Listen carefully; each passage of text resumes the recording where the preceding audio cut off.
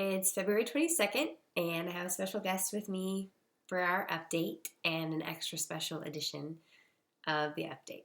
So we're going to start by sharing some big news. Oh, yeah. So moved to Athens in August, and I've been looking for work. Did a stint at a brewery. Serena's been settling in pretty well with UGA.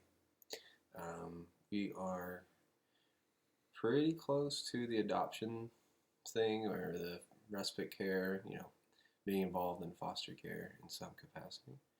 Adoption being a possibility long term, but not necessarily a goal immediately. Yeah, foster care is more appropriate. So in that, we live in a townhome now. It's fine, but it doesn't really allow for growth.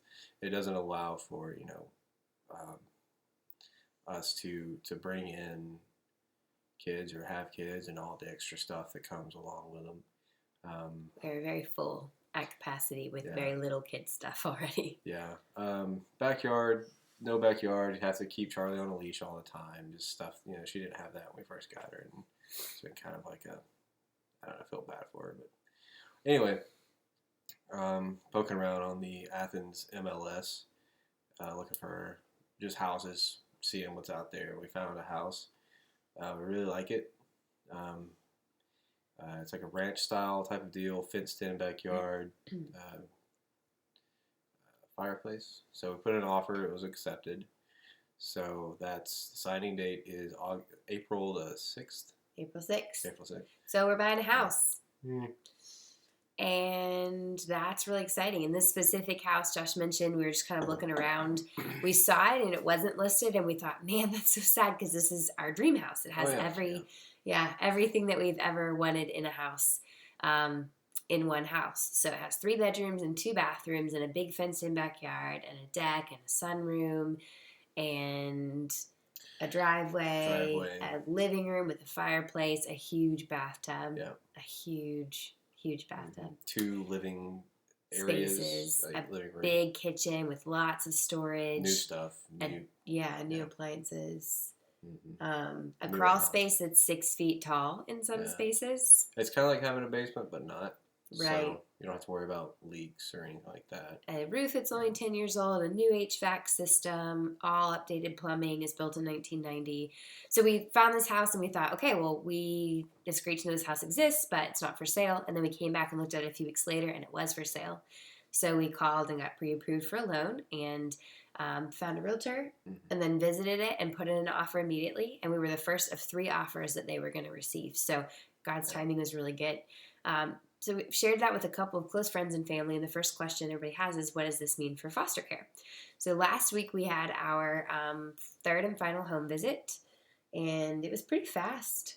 It just kind of came around and checked, do we have a fire extinguisher and locks on the chemicals and medicine and guns, and anything else like that we needed to have from the checklist. Do they have beds and dressers and things like that for the kids that we might have.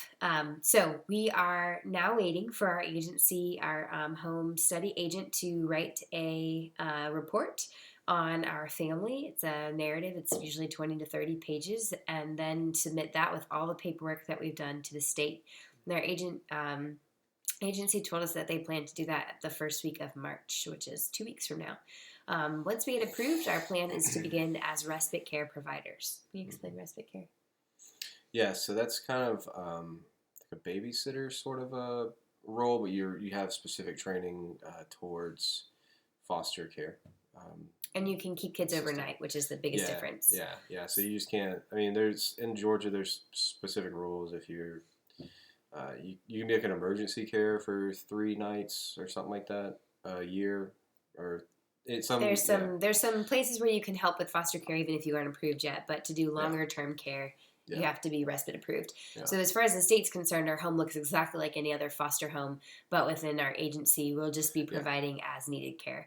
And we hope to come alongside families and actually become a part of those families in an extension. So kind of like going to aunt or uncle's house. Yeah. It's a way to be invested in foster kids' lives, and also the lives of the foster parents, which is a big thing for us. The idea that it can be very difficult to be a foster parent.